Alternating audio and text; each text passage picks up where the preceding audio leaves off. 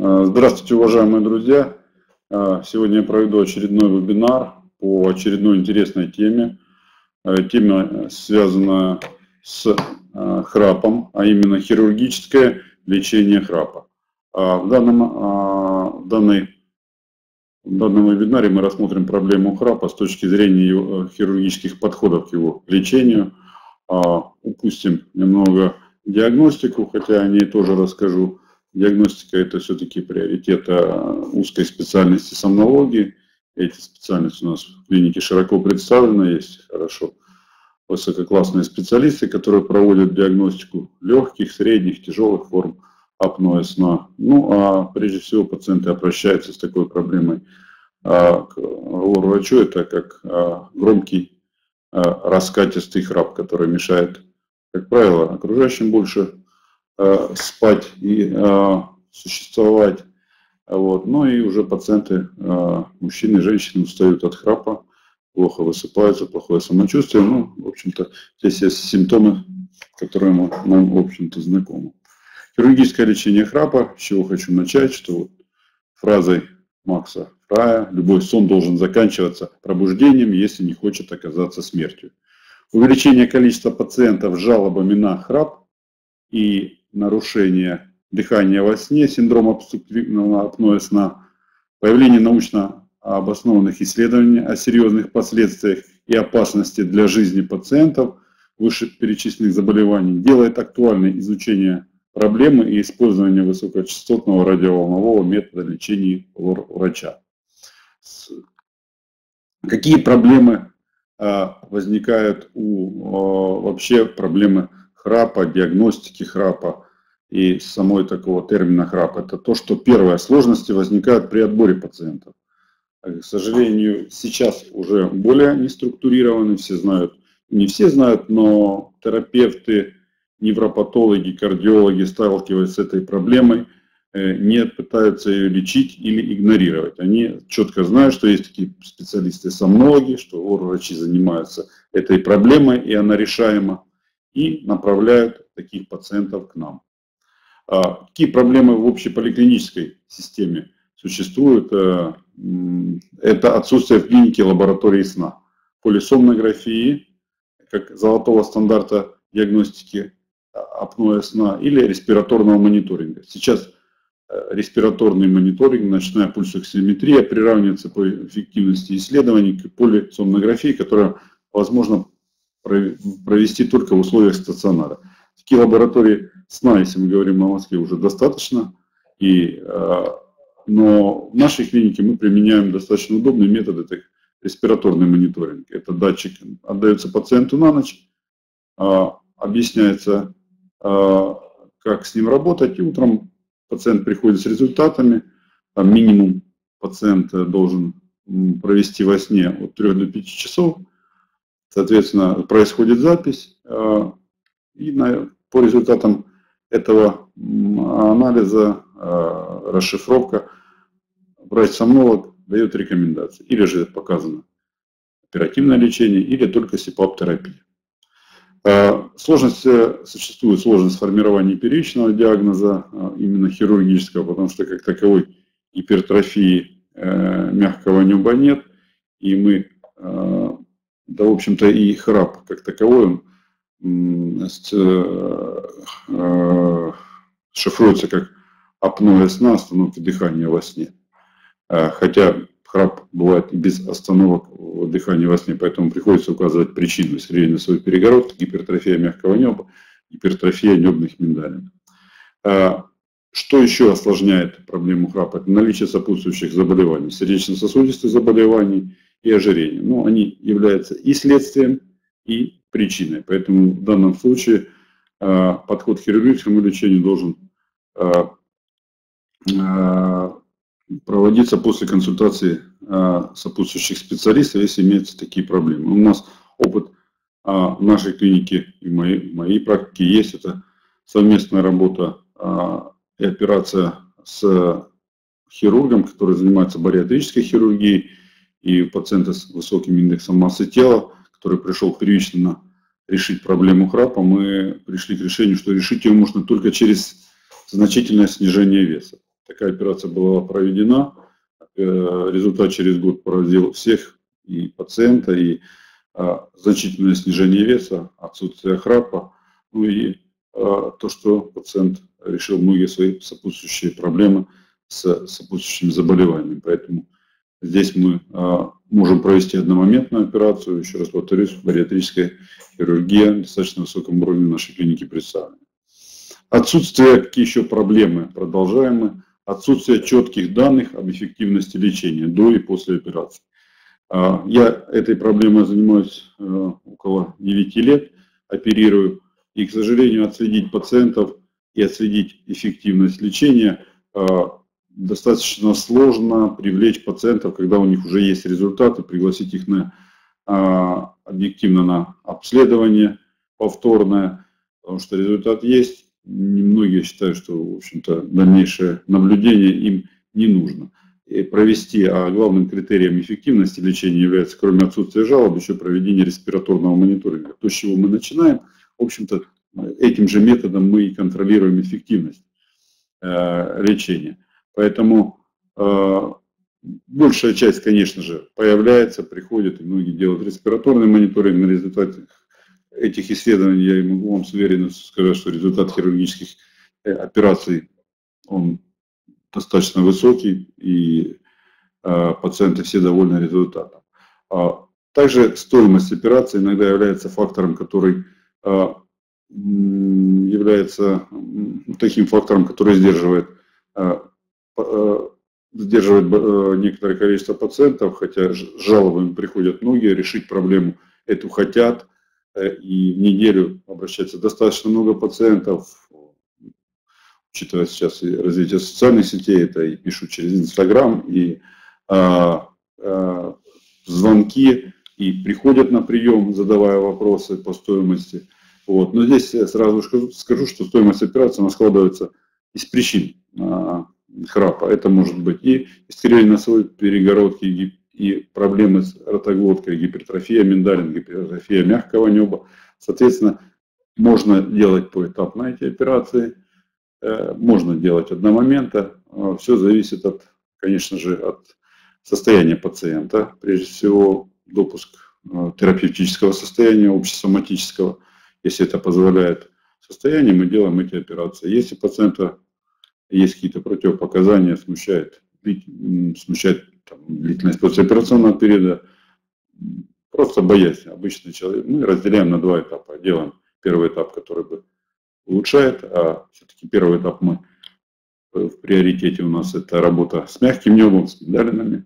Вот. И вторым этапом, если причиной является еще частично носовое дыхание или вообще существует параллельная проблема носового дыхания, значит мы проводим вторым этапом эту операцию. Что касается последнего пункта, я поставил здесь недисциплинированность пациента, потому что многие проблемы, наверное, можно было бы решить, например, повышение, избыточный вес, курение, прием алкоголя. Наверное, это вещи, которые может человек, приняв для себя определенное решение, исключить. И, конечно же, храп уменьшился бы или можно было бы избежать операции. Поэтому вот эта проблема, она присутствует. Дальше, вопросы какие, почему часто пациенты задают, и я для себя тоже эти вопросы задавал в начале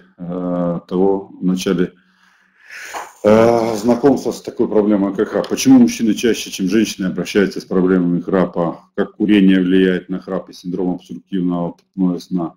Отсутствие четких цифровых показателей к методике компьютерной томографии, позволяющей в реконструктивном виде получить срез верхних дыхательных путей от преддверия носа до трахеи с четко видимыми местами сужения. То есть я хочу сказать о том, что инструментальных методов исследований, которые бы сказали, что сделать, например, если сравнить с придаточными пазухами носа, сделали КТ, сравнили норма патология, да, здесь перегородка искривлена настолько-то влево, гребень виден, мы его оперируем, получаем результат. Здесь, к сожалению, цифровых изменений нет.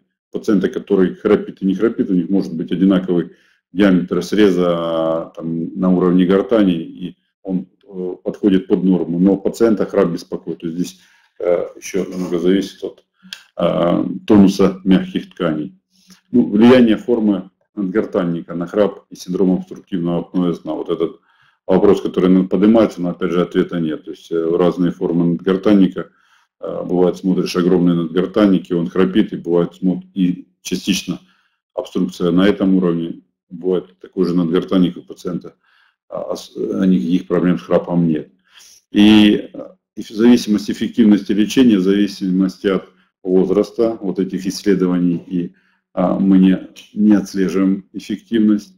И главный вопрос – это выбор методики лечения. Стандартов как таковых не разработано. Все это на усмотрение врача, исходя из опыта, ну и периодических каких-то семинаров, мастер-классов, которые, в общем-то, уже начали в России проводиться, и информации по этой теме стало намного больше.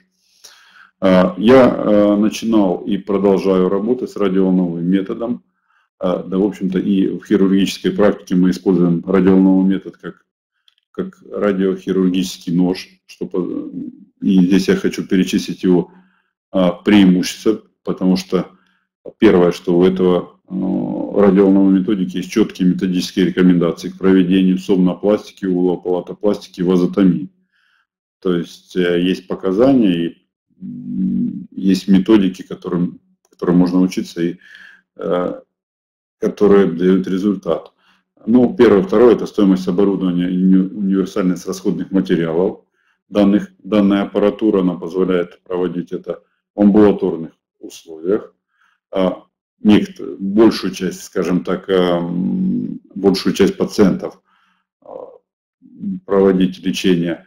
Особенности и преимущества радиоволновой терапии – это микроскопически ровный травматический разрез, минимальная кровопотеря во время операции, минимальное разрушение подлежащих тканей, стерилизующий эффект радиоволны, ну и отсутствие выраженного болевого синдрома и послеоперационных осложнений. Это то, что можно делать конечно, нужно иметь достаточно опыт, владеть этим методом, владеть и другими методами, чтобы, если дополнять методы радиоволновые и прошивать, например, некоторые мягкомнебы, делая пластику мягкомнебы, кроме удаления, нужно еще и создать определенную форму. Не у всех пациентов удается только отсечь, нужно еще и прошить, смоделировать форму мягкого неба. Что касается, сразу вопросы появляются у пациентов, а используете вы лазерный метод в своей методике? В своей практике я использовал лазер, когда мы начинали, была в клинике возможность работать и лазером, и радиоволновой, но лазер увидел о том, что лазер более болезненно, более травматично действует на ткани. Где-то он, может быть, быстрее работает, более эффектно выглядит, но учитывая его высокую температуру, это вызывает очень такой ожог, особенно если это, в общем-то, не достаточно небольшой объем, то необоснованное использование лазера, на мой взгляд, исходя из тех болевых ощущений, которые потом испытывали пациенты. И в последних рекомендациях сомнологов, то есть мы встречаем уже, наверное, лет 5, что лазер все-таки не рекомендуется использовать, потому что вызывает достаточно выраженное рубцевание, выраженное послеоперационной боли. И поэтому я сделал выбор в сторону радиоволнового метода. И задачи, которые предъявляют к хирургическому методу лечения храпа, это устранение носовой обструкции. Ее можно добиться подслизистой резекции носовой перегородки, она же септопластика, подслизистая радиоволновая вазотомия. Задача вторая – это устранение вялости и утолщения, гипертрофии мягкого неба. Это называется сомнопластика и улополатопластика. И общая задача всего этого мероприятия хирургического – увеличение диаметра дыхательных путей на уровне глотки. Тонзиллэктомия с улополатофарингопластикой. Причины, вызывающие храп. Причинами, вызывающие храп, являются вазомоторный ринит. Мы здесь это отек, это гипертрофия нижних носовых раковин или гипертрофический ринит. Дальше гипертрофия маленького язычка, это так, для вы понимали, не все понимают, что такое уволя, ну, кто-то путает это язычок. Вот язычок это маленькая уволя, мы называем его латынь. И утолщение мягкого неба. Край мягкого неба я покажу, чтобы вам было сравнить с чем. Провисание мягкого неба, гипертрофия небных миндалин причиной является, клейно-носовой перегородки и аденоиды. На следующем слайде постараюсь показать, как раз представлено будет видео, где удалось снять при помощи эндовидеоскопии пациента, к сожалению, не во сне. Ну, вот пациент мы уложили, сымитировали храп и увидели интересную картину. Вот вы видите, насколько узкий диаметр верхних дыхательных путей, если брать в срезе миндалин и язычка. И вот удаление язычка, к сожалению, вы видите, он занимает не такой уж большой объем. Еще раз, если получится. Вот так вот, да. То есть язык участвует в обструкции, сниженное гипертрофированное небо, в котором, как правило, когда мы удаляем, встречаем достаточно большое количество жировой клетчатки. Есть такая особенность, вот здесь она накапливается. Ну и язычок. Идем дальше. По причинам. Вазомоторный ринит или гипертрофический полипозный риносинусит. Это отек нижних носовых раковин, который приводит к отеку слизистой и недостатку дыхания. И тогда получается, что дыхание затруднено, приходится дышать ртом. Одна из причин. Это гипертрофический ринит. Задние концы носовых раковин гипертрофированы, закрывают носоглотку. Пациентам часто приходится даже пользоваться судосуживающими каплями. Ну, естественно, храп здесь неизбежен, потому как пациенту не хватает ночью дыхания. Это полипозный риносинусит. Опять же, детальное обследование на приеме, оно включает эндоскопический осмотр, обязательный. Эндоскопический осмотр со стороны носа, со стороны горла, помимо других назначенных дальнейших компьютерной томографии, исследований. Но на первом этапе мы сразу исключаем вот такие глобальные проблемы, которые видны. Вот есть искривление носовой перегородки, полипоз, соответственно, проблема решится храпа только с решением вопроса носового дыхания. Я вам покажу обычный, то есть что такое горло. Это маленький язычок, это дужки, да, и небольшие миндалины, которые, в общем-то, у взрослых горло должно выглядеть именно так. Как выглядит горло у пациентов с храпом и имеющим такие проблемы? Это гипертрофия уволя, вы видите, и гипертрофия небных миндалин. Вот разница, я думаю, вы видите. Поэтому наша задача все время при помощи хирургических методов добиваться такого объема. Вот всегда говорю о пациентах, какие бывают разные язычки, то есть большое, действительно большое небо, вернее, большая глотка, объем достаточно большой, но у пациента огромная проблема с храпом. И вот здесь как раз мы можем добиться результата с помощью небольшой радиоволновой уволопластики, частично удалив, прошив, если это будет необходимо, и мы получим результат. Вот здесь как раз пациент без апноэ сна, просто, как я говорю, это звуковой феномен храпа, то есть громкого звука. У пациентов таких уже, у них уже, конечно, их нужно первично обследовать у сомнолога, исключать апноэ сна, или что здесь есть и юридический момент, мы должны понимать, оценить в цифровых значениях степень тяжести заболевания, его можно оценить только проведя определенные исследования, ну и, соответственно, после операции мы можем не только говорить о том, что уменьшился звук, но и улучшилось ваше дыхание, насыщение, уменьшилось количество остановок, насыщение кислорода воздухом организма увеличилось, и это все представить в виде респираторного мониторинга и исследований. А вот так выглядит два разных неба. Вы видите, тонус снижен, то, что я говорю, и вот снижение тонуса мягких тканей. То есть достаточный объем горла за язычком, но язычок, тонус в силу тех или иных причин снижается.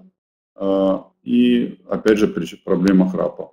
Есть это фотография молодого человека, достаточно молодого, там, около 25 лет, у него нет проблем веса, но есть такая анатомическая особенность, большие, для него большие миндалины, вот вы видите, язычок даже приобрел такую изогнутую форму, то есть он во время сна постоянно ложится на язык и в результате длительного времени даже изменил свою форму. Поэтому здесь как бы храп неизбежен, и решение проблемы, оно здесь напрашивается и достаточно видно, то есть нужно удалять миндалины и делать пластику мягкого неба. Покажу варианты, потому что достаточно наши часто патологии искривления носовой перегородки, они бывают очень такие выраженные деформации носовой перегородки. Пациенты спрашивают, у меня гребень или шип, даже затрудняюсь ответить. Здесь такой в костном хрящевом отделе посттравматическая деформация носовой перегородки, она достаточно выражена. Ну, полип мы уже видели, вот такой выраженный шип. И это я вам показываю уже, когда отек. Такой снимок можно сделать после проведения адренализации или анемизации, когда отек ушел и уже хотя бы появились просветы для дыхания. Если брать такого пациента, делать снимок до, то вот здесь даже снимок не сделать, потому что все будет за счет слизистой носовых раковин так отечно, что, в общем-то, информативность снимка будет невелика, и перегородку мы даже не увидим. Поэтому все процедуры мы проводим после проведения такой анемизации, обезболивания.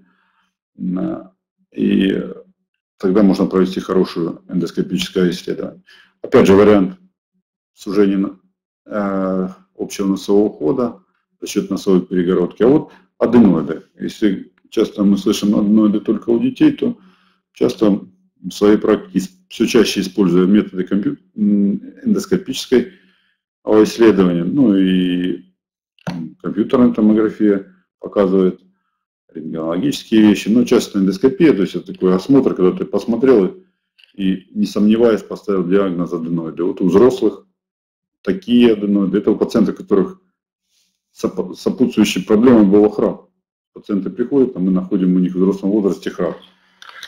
Вот такие огромные аденоиды, которые, видите, закрывают почти 2/3, это взрослые, 2/3 носоглотки, 1/3 степень аденоидов, еще и сопутствующие искривления носовой перегородки. Конечно, говорить о хорошем носовом дыхании и отсутствии храпа здесь не приходится. Вот комбинированная проблема у пациента была и обструкция носоглотки, миндалинный мягкий язычок, и искривленная носовая перегородка. Результат хирургического лечения, хотел пока по носовой, видите, здесь проведена вазотомия на правом снимочке, и исправлена носовая перегородка. То есть появился просвет, если мы говорили там. Вот как бы этап операции показал стрелочками.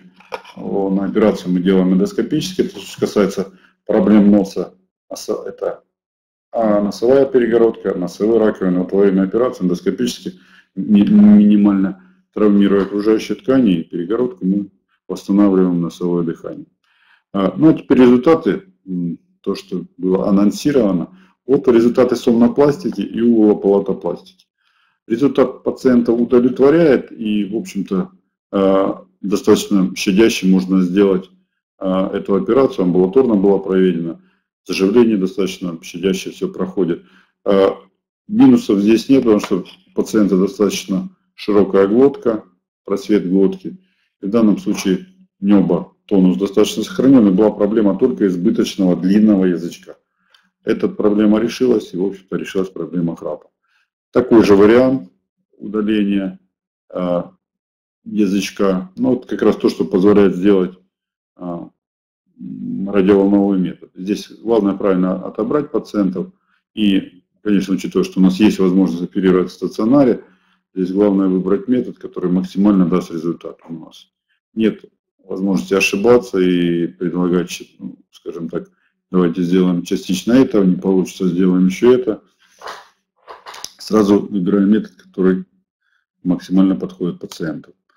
Такой же вариант удаления язычка, это задние дужки. Но здесь немножко прижаты задние дужки к задней стенке глотки, потому что когда мы проводим такое фотографирование, приходится пациенту говорить там и мягкие ткани прижимаются задней дужки к небу. Но выглядит это, если это взять, вот удается сфотографировать так, то вы увидите, рот закрыт пациента, это мы ввели эндоскоп, и видим, что пространство позади мягкого неба достаточно, чтобы ночью, когда пациент ложится, воздух проходил через вот эту суженную часть, не вызывая храпа, не вызывая сужения дыхательных путей. Хотел сказать о самом, на мой взгляд, эффективном методе. Может, он более хирургический, чем все представленные до этого. Это тонзиллэктомия суволо-палатофарингопластика. То есть, что это такое? Это удаление миндалин и пластика мягкого неба. Эта операция проводится под наркозом, после предварительной подготовки, обследования. Преимущество безболезненность, потому что проводится под наркозом.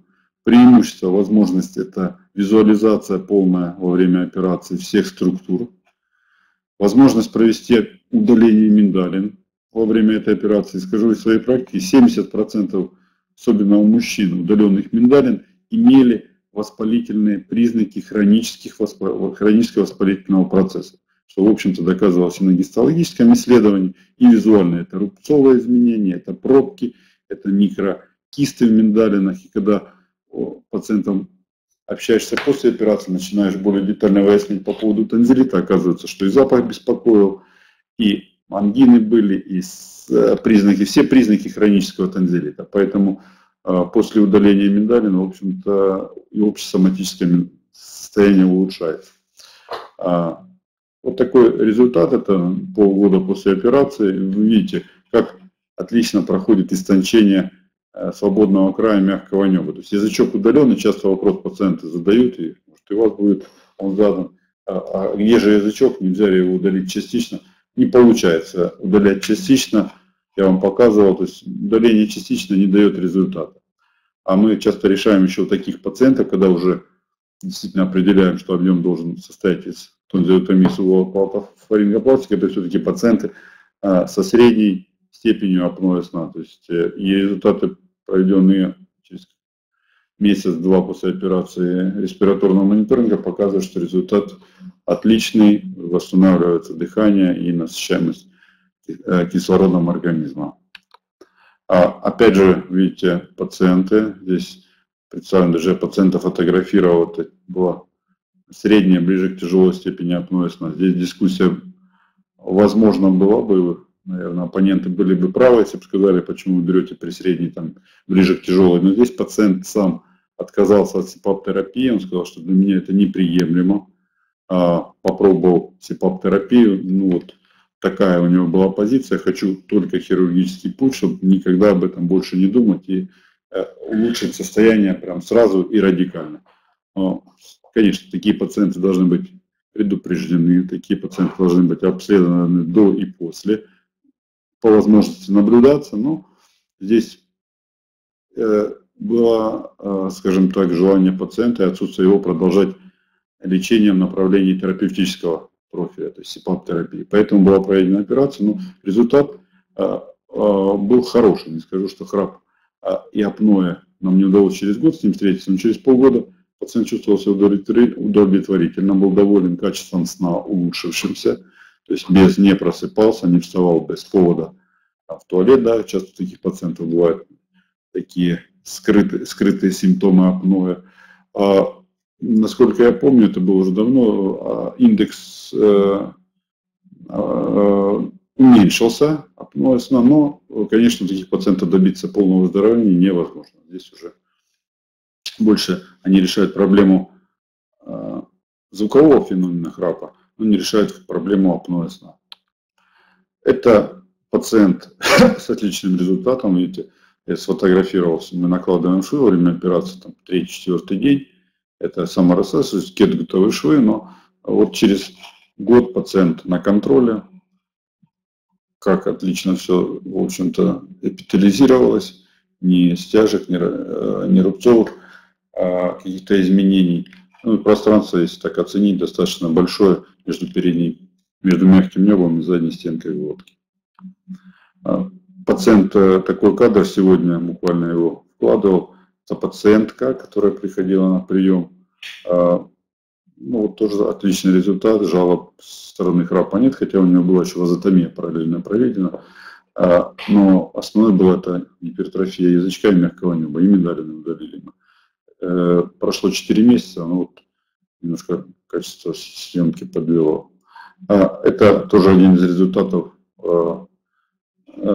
операции. Здесь, в общем-то, все классически получилось. Видите, как свободный край мягкого неба. Если мы говорим, что он должен быть утолщен, с сниженной нет, здесь за счет того, что проводится операция, мы еще иногда внутри слизисто проводим коагуляцию, чтобы уменьшить толщину мягкого неба, если такой избыток есть. И это как раз пример тоже такой отдаленного результата, прекрасного, пациент доволен. Ну и выводы больше по высокочастотной радиоволновой. Метод лечения храпа является эффективным, амбулаторным, малоболезненным в послеоперационном периоде методом в комплексном лечении храпа и легких форм апноэ сна. И по результатам проведенного анализа эффективности радиоволновых методик лечения, комбинации подслизистой радиоволновой вазотомии с радиоволновой улополотопластикой в сравнении с хирургическим методом лечения, подслизистой резектансовой перегородки тонзиллэктомии с улополотофарингопластикой, именно метод более хирургический, радикальный, является наиболее качественным методом лечения храпа, синдрома легких форм апноэ сна у больных различных возрастных категорий. Я закончил. Если у вас есть вопросы, я буду на них готов ответить.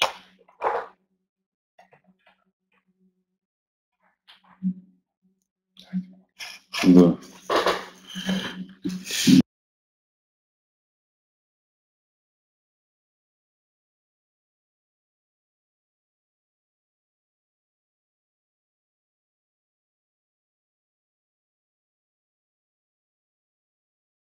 Вопросы отвечу. Давайте с верхнего там начнем, Борис, наверх. Листните. Можно ли считать снижение веса? Это первое, что надо решить при храпе прежде операции. Да, я считаю это первым шагом в решении вашей проблемы. Считается, что снижение веса на 5-7%, считают сомнологи, решает проблему храпа. Пробуйте, если у вас эта проблема присутствует, начните с этого, попробуйте проконсультироваться с диетологом. Да, в общем-то, достаточно методик, не будем в них углубляться. Давайте вверху, там, Борис, там первый вопрос. Ага. Угу. Так, как получить скидку из рекламы на лечение? Запишитесь ко мне на консультацию. Я работаю, принимаю на метро Чкаловская, наша СМ-клиника. Когда мы проведем консультацию по поводу лечения, вернее, по поводу вашей проблемы, тогда будет определена объем операции. Соответственно, из этого объема мы, конечно, сделаем, так как и предложено, будет заведен сертификат, определенная форма. Вы его получите и уже получите скидку непосредственно перед оплатой, перед проведением хирургического лечения. Сколько стоит консультация? Консультация по поводу операции бесплатная. Если мы говорим о том, что вы приходите и говорите, я хочу оперироваться, решил для себя выяснить, мне показана операция или нет. Поэтому есть такое у нас такое положение, бесплатная консультация по поводу хирургического лечения.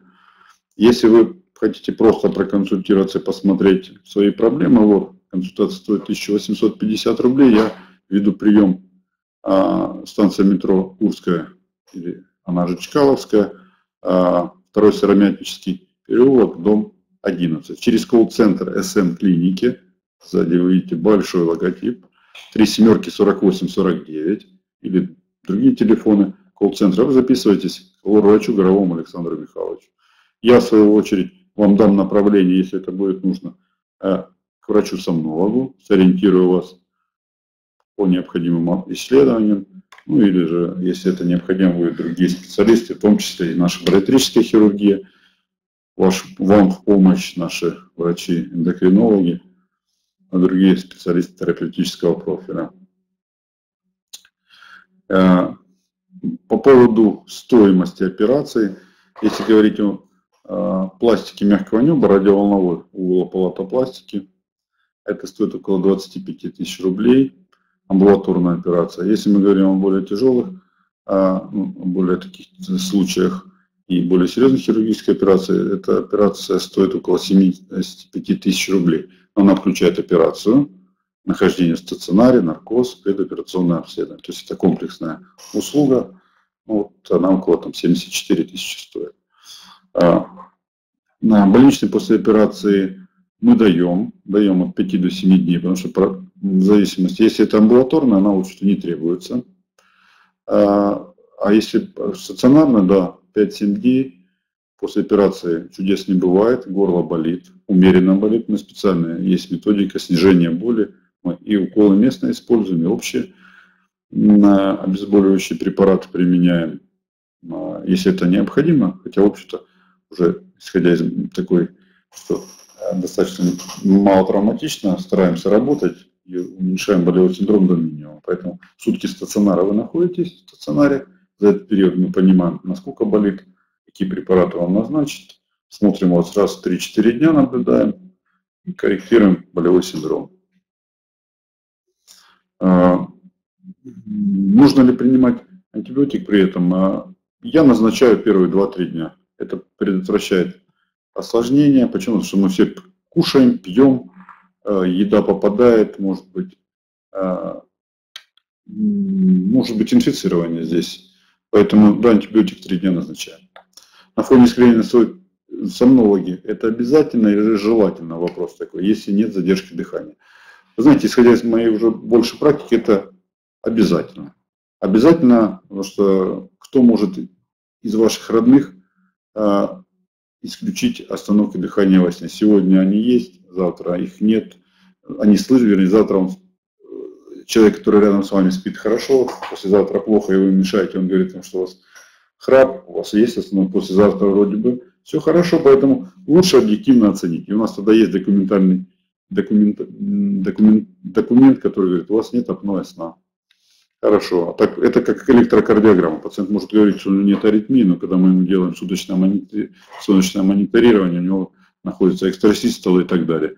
И вот в тот момент, когда мы ему делаем, у него все хорошо, а в другой момент нет. Поэтому здесь по результату этого назначается достаточно серьезно. Получается, нам надо решить или оперировать, или нельзя оперировать. На фоне искривления носовой перегородки довольно долго высокий осло. Возникли проблемы с суставами уже более года. Операцию по удалению шипа всегда включает общий наркоз. Какая стоимость обычно в среднем? Спасибо, это вопрос. Ну, первое, асло антистрептолизин О однозначно повышен у пациентов с проблемой хроническим танзелитом. Поэтому здесь надо разделить две проблемы: шип и танзелит. Миндалины нужно смотреть, но асло это большой жирный плюс за удаление миндалин. Еще если болят суставы, это стопроцентные показания к удалению миндалин. По поводу удаления шипа, наркоз, да, мы используем наркоз всегда. Последние 9 лет работы в СМ-клинике мы оперируем только исключительно под наркозом. Это позволяет избежать осложнений болевых, кровотечений и использовать в полной мере эндоскопическое оборудование, потому что оно достаточно как бы не обезболили, и там где-то участки бывают плохо обезболившие, тогда пациент эффективность эндоскопии снижается в разы. Если пройдено обследование в вашей клинике, у друга врача результаты будут действительно поставить диагноз, но храп не прошел после лечения. Ну, понимаете, если пройдено обследование в вашей клинике у другого врача, результаты будут действительно, да, результаты будут действительно, это общая база, я также работаю в структуре СМ-клиники, ничего не изменилось. Поэтому все в компьютере, мы смотрим, с чего не хватает, да назначаем. А вот поставили диагноз аллергический ринит, но храп не прошел. Ну, давайте начнем с самого начала, с методов диагностики. Нужно провести эндоскопию, нужно пройти дополнительно компьютерную томографию, если этого нет. Понять причину же аллергического ринита. Если поставили аллергический ринит, вопрос, насколько эффективность его лечения. Эффективно, неэффективно. Храп при лечении аллергического ринита, наверное, не пройдет. Если есть проблемы с глоткой, да, тогда надо лечить глотку, провести. Если противопоказания при лечении храпа или есть сахарный диабет? Здесь буду краток, наверное, нужно проконсультироваться и получить заключение эндокринолога.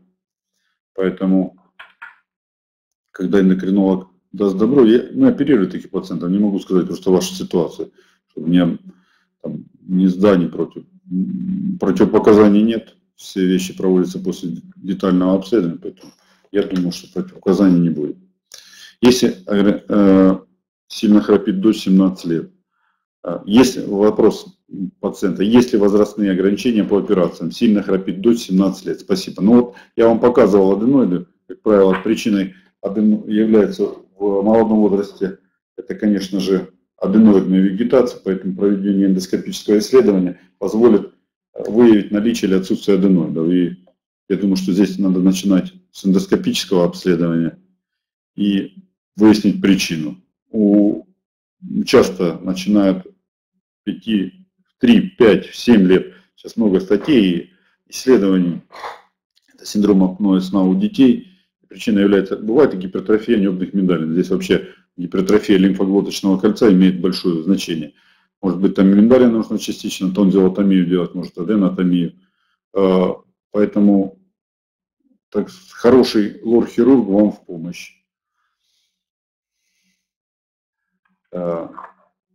Так, вопросы пока остановились. Поэтому вопрос. Делал несколько раз посев с миндалин, на миндалинах никогда не находили стрептококки, а асла высокий. На консультации сказали, что шип в носу сильно раздражает слизистую, а слизистая связана напрямую с задней стенкой глотки. И именно на задней стенке глотки находится стрептококк и выделяет инфекцию в кровь. Посоветовали лечить сначала нос. Я понял, это продолжение того же вопроса, наверное. Мы в своей практике тоже встречаем такой казус наличия антител, то есть антител стрептококку в крови, но здесь никакой связи частично имеет, наверное, не могу сказать ситуацию, потому что сам встречаюсь, что шип причина является при отсутствии тонзиллита вообще причиной раздражения задней стенки глотки и раздражения миндалин, но никак не причиной, связанной с распространением стрептококка. Он все-таки очагом его распространения является лимфоидная ткань, именно небные миндалины. Поэтому, да, есть и такие случаи, что удаляя миндалины, мы не добиваемся стойкого снижения стрептококка, но научно доказано, что стрептококк локализуется. Часто очагом инфекции является миндалины, и удаляя очаг инфекции, избавляемся от самого очага. Поэтому шип отдельно, миндалины отдельно, но сделать это можно одномоментно, убрав и причину раздражения задней стенки, и причину роста стрептококка. Как ко мне записаться? СМ-клиника, сайт СМ-клиники, телефон колл-центра. Меня зовут Александр Михайлович, фамилия Горовой. Записывайтесь, я принимаю на станции метро Курская, повторюсь, 2-й Сыромятческий переулок, дом 11, СМ-клиника на Курской. Операции все проводятся у нас в стационаре на станции метро Войковской, полноценный хирургический стационар, где дежурят лор-врачи, где дежурят ночью анестезиологи, поэтому вы будете под полным профессиональным наблюдением в течение послеоперационного периода. Ваша тактика при гипертрофии язычной миндалины как часто является причиной храпа. Тактика частичного удаления за счет радиоволнового метода, прижигание и специальные электроды, изогнутые специально. Мы прижигаем, если удается, если уже очень даже частично, можно в режиме разрез коагуляции даже частично удалить. Вот, но, конечно, причину надо искать. Гипертрофия язычной миндалины, как гипертрофия доброкачественной небных миндалин, является, как правило, вирусно-бактериальной инфекцией. Берем мазки, ПЦР. Сейчас есть достаточно современный метод хромат-спектрометрии, исследования микрофлоры, микробиоциноза локально носоглотки, поэтому дает полный ответ на всю микрофлору, в том числе и анаэробную микрофлору, которая, вы знаете, в общем-то, в мазках обычных не высеивается. Поэтому если мы не видим возможности лечить, то есть противовоспалительную, антибактериальную терапию, противовирусную в том числе, если иммунологи сказали, что все, у вас нет вируса Эпштейн-Барра, цитомегаловирус, герпес-вирус исключили, значит, это сугубо такая доброкачественная гиперплазия, вследствие чего-то. Да, радиоволновый метод, удаляем, прижигаем. И в своей практике я делал не часто, но такие пациенты. У кого-то это проявляется храпом, у кого-то ощущением инородного тела в горле, поэтому лечением занимаюсь. Еще вопросы? Достаточно сегодня хорошая получилась такая плодотворная. Вы сургинтрон используете? Мощность и длительность. Использую мощность, длительность, ну там разрез, коагуляция, разрез, здесь в зависимости от того, мощность, здесь что хочу, по-моему, там 5-6 единиц, 5-6 мощность используем, это если надо разрезать и коагулировать. Вот такая ситуация. Так, пожалуйста. У нас хорошие, насыщенные такие. Все, мне показалось, все вопросы мы, которые хотели, даже я хотел где-то ответить на них по умолчанию, все вопросы были заданы. Поэтому скажу, что основная проблема — это болит или не болит. Болит умеренно. Конечно, операция в горле, она предусматривает то, что мы не прекращаем кушать, пить, и пища попадает на поверхность раневую, но особенностью метода является то, что мы ушиваем все поверхности раневую, пытаемся сопоставить ткани, слизистую, мышцы, ушить рану, и рана получается, в общем-то, закрыта. Поэтому это позволяет избежать такого болевого синдрома. Ну и от вас зависит много, от пациента зависит, если он выдерживает те рекомендации, голосовой режим, хотя бы 2 дня, чтобы меньше разговаривать, общаться по телефону. То есть рана должна быть максимально, за ней нужно, так сказать, следить и ухаживать. Поэтому если все рекомендации выполняются, 3-4 день пациент чувствует себя хорошо и, в общем-то, приступает к работе, продолжает работать. Спасибо всем за уделенное время. Так.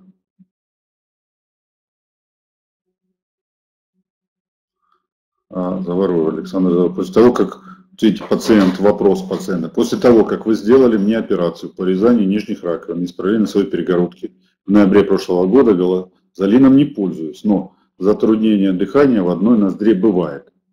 Александр, вы же знаете, что я всегда вас рад видеть. Поэтому мы с вами, я думаю, встречались и эту проблему обсуждали. Приходите, я посмотрю. Здесь никаких проблем нет. Мы можем той же радиоволновым методом, если где-то носовая раковина разрослась или какие-то, не могу сказать почему, периодически, если вы сказать, что в одной ноздре бывает. Бывает, вот, надо понять, почему это бывает, посмотреть. Приходите, знаете, что после операционного ведения у нас бесплатно, какие-то вопросы, если возникают, мы их всегда решаем бесплатно. Как курение влияет на храп? Оно вызывает раздражение слизистой и отек. Поэтому здесь именно раздражение и отек сужает объем глотки. Поэтому увеличивает длину язычка. Как и алкоголь. Спрашивают, я когда выпью, я чаще курю. Алкоголь снижает тонус мышц мягкого неба. Мягкое небо западает и храп увеличивается. Увеличивается храп, отекает язычок. Язычок еще больше вызывает храп. Это замкнутый круг. Поэтому здесь то, что я говорил, что нужно и самому на это влиять. У кого-то вес, у кого-то курение, у кого-то алкоголь. Есть противопоказания при лечении храпа, если есть сахарный диабет, не инсулинозависимость. Ответьте, пожалуйста, еще раз. Нет, противопоказаний нет. Мы проводим предоперационное обследование. Операция, еще раз повторюсь, щадящая, там не предусматривает большой раневой поверхности, поэтому нет, не является. Мы перед операцией наша задача вас обследовать, посмотреть свертываемость, какие сахара при необходимости эндокринологи снизят, назначат послеоперационное ведение, поэтому выйдем в лучшем виде из послеоперационного периода. Как вы относитесь к спреям от храпа? Вы знаете, недавно такую к спреям отношусь спреем больше глюкокортикостероидам местным. Вот к ним отношусь неплохо и назначаю часто пациентам после операции длительное время, реально, задача какая спрея? Это уменьшить отек. Я, честно говоря, не встречал таких спреев, я думаю, что там частично сосудосуживающие капли есть, потому что нет, чудес не бывает, и любое новое лекарство хорошее, оно исследуется, выводится на рынок, и мы об этом знаем.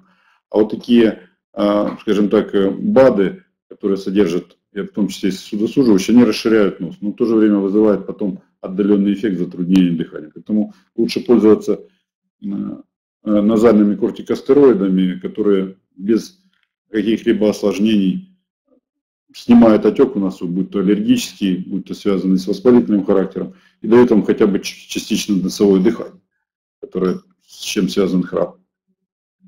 Поэтому, что хотел сказать, что недавно общался с коллегами, которые занимаются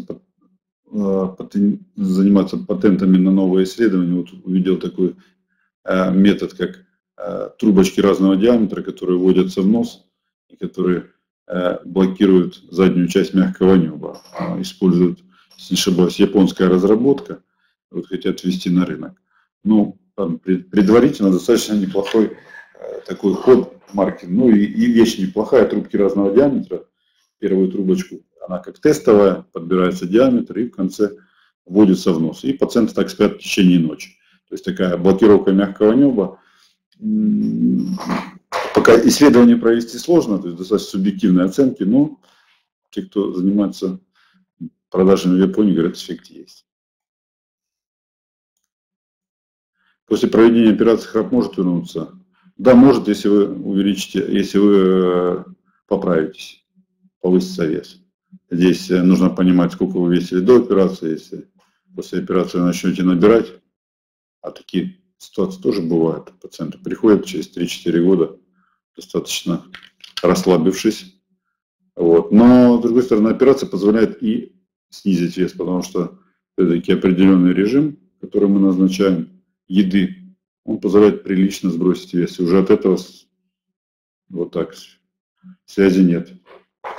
И в зависимости от этого пациент как бы закрепляет свой результат, он снизил там на 5-7 килограмм, он и физически счастлив, и морально, то, что ему удалось это сделать, счастливы его родственники, подруги, жены, чтобы пациент стал стройнее, бодрее. Поэтому все это в целом мы решаем не только проблему храпа, мы решаем проблему качества жизни.